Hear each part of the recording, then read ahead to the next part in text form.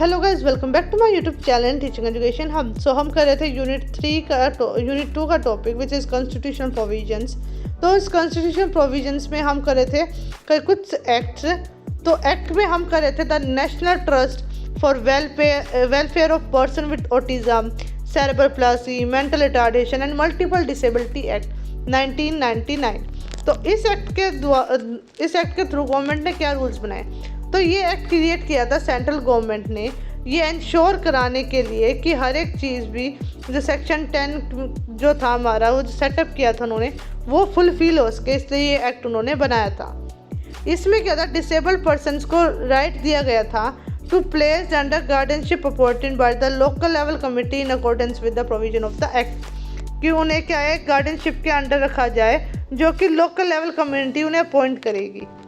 Disabled person के पास right होता था कि उसकी जो गार्डियन है वो क्या, उसकी सर्टेन कंडीशंस जो भी ज़रूरत है उसको रिमूव करके उसको एक एब्यूज़ और नेगलेक्ट चीज़ें क्या होगी, उसकी चीज़ों को रिमूव किया जाएगा और उसे पॉजिटिवली ही इंटरेक्ट किया जाएगा, पॉजिटिवली उसके साथ रहा जाएगा।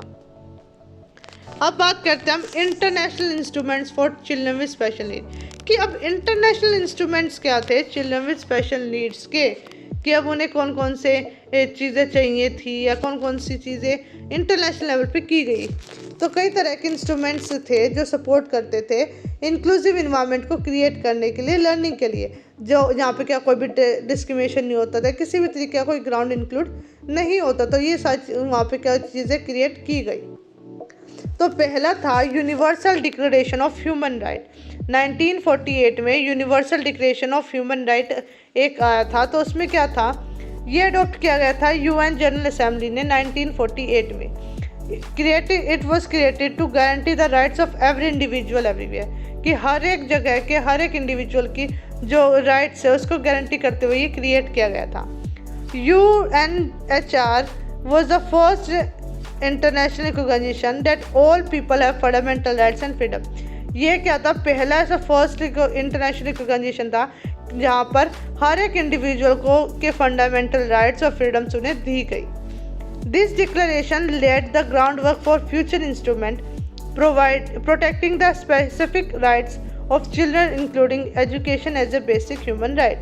ये डिक्लेरेशन में क्या था कि इसने फ्यूचर इंस्ट्रूमेंट के लिए एक तरीके का फाउंडेशन प्रोवाइड कर दिया था, ताकि एक चिल्ड्रन विद स्पेशल नीड है या कोई भी है उसके स्पेसिफिक राइट्स को प्रोटेक्ट किया जाए और उसे सारे राइट्स प्रोवाइड कराए जाए। तो ये क्या था हमारा universal declaration of human rights. अब आता है the convocation on rights of children 1989। तो 1989 में एक कॉन्वोकेशन हुआ राइट ऑफ चिल्ड्रन के ऊपर। तो ये क्या था, एक पहला लीगली बाइंडिंग इंटरनेशनल इंस्ट्रूमेंट था जो इनकॉर्पोरेट कर रहा था ह्यूमन राइट्स के जितने भी फुल रेंज थे उन सबको, सिविल्स, कल्चरल, इकोनॉमिक या सोशल को। In 1989, world leaders decided that children needed a special convention because people under 18 years old often need special care and protection apart from adults। तो इसमें ध्यान दिया गया कि 1898 में जब वर्ल्ड के लीडर्स मिले तो उन्होंने देखा कि 18 साल से बच्चों के आज ज़्यादा नीड की, स्पेशल केयर की, प्रोटेक्शन की ज़रूरत होती है एज़ कम्पेयर टू एडल्ट्स। तो उनके लिए क्या स्पेशल कन्वेंशन किया गया।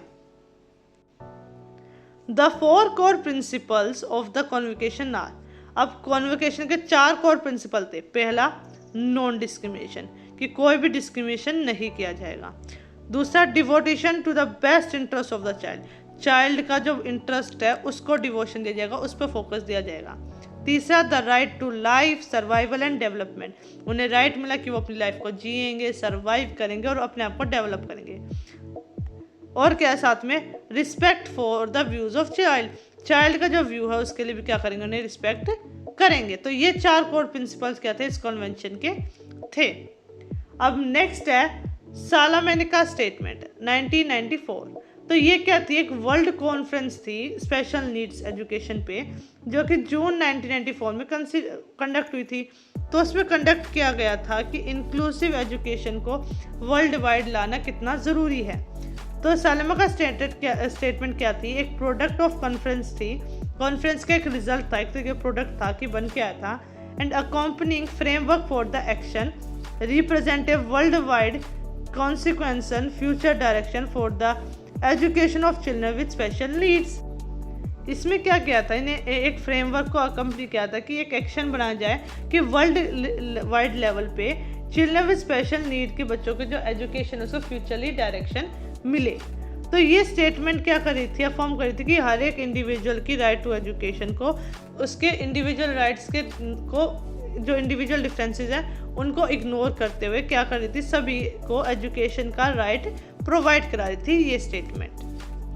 सो नेक्स्ट था the decker framework for action 2000। जो डेकर फ्रेमवर्क था 2000 एक्शन का, तो अब ये वो उसकी बात की जाती है। The decker framework for action 2000 is the frame of reference for education for all initiative, the UN's primary commitment to provide quality basic education for all children, youth and adults।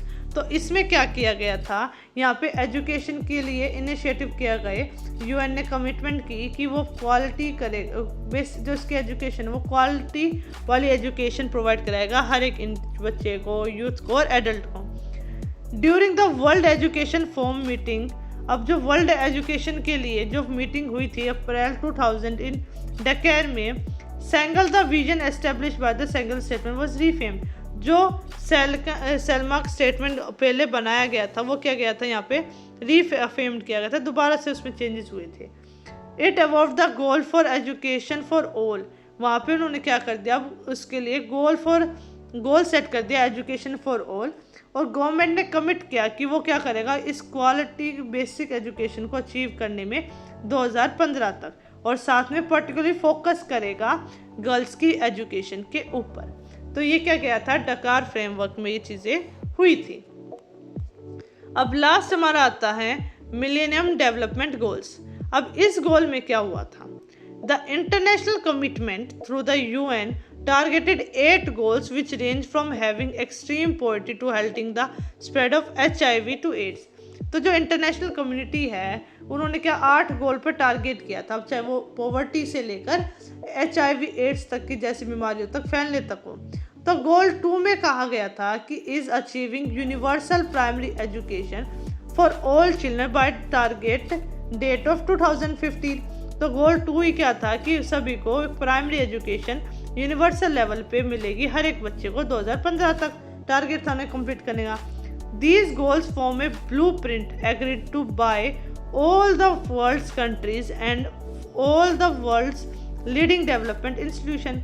तो उन्होंने क्या इस गोल को एग्री करते हुए एक blueprint बनाया जो वर्ल्ड की हर कंट्री इससे एग्री हुई और हर एक डेवलपमेंट इंस्टीट्यूट ने एग्री करते हुए इसे फॉलो अप किया। तो ये क्या था हमारा मिलेनियम डेवलपमेंट गोल। सो अब बात करते हैं हम कंक्लूजन की। Constitutional provisions, national policies, programmes and acts along with international instruments like the UNCRDP form a strong legal and ethical framework to protect the rights and dignity of persons with disability। तो constitutional provisions, हमारे national policies, programmes, acts क्या कर रहे हैं, एक strong legal framework बना रहे ताकि एक पर्सन विद डिसेबिलिटी को के राइट्स को प्रोटेक्ट कर सके, उसके डिग्निटी को प्रोटेक्ट कर सके। दीज मेजर्स प्रमोट इंक्लूजन, ये मेजर्स क्या करते हैं, इंक्लूजन का प्रमोट करते हैं, इक्वलिटी को प्रमोट करते हैं, एक्सेसिबिलिटी को प्रमोट करते हैं और एंश्योर करते हैं कि हर एक इंडिविजुअल जो डिसेबिलिटी के साथ है वो फुली पार्टिसिपेट करे सोसाइटी के अंदर। Effective implementation of these provisions is essential for creating a just and inclusive environment for all. तो इन सबको अगर हम इफेक्टिवली इम्प्लीमेंट करें तो वो हमारे लिए क्या कर रहे हैं, एक एसेंशियली एक चीज़ की बहुत ज़रूरी है ताकि हम एक इंक्लूसिव इन्वायरमेंट सभी के लिए क्रिएट कर सकें।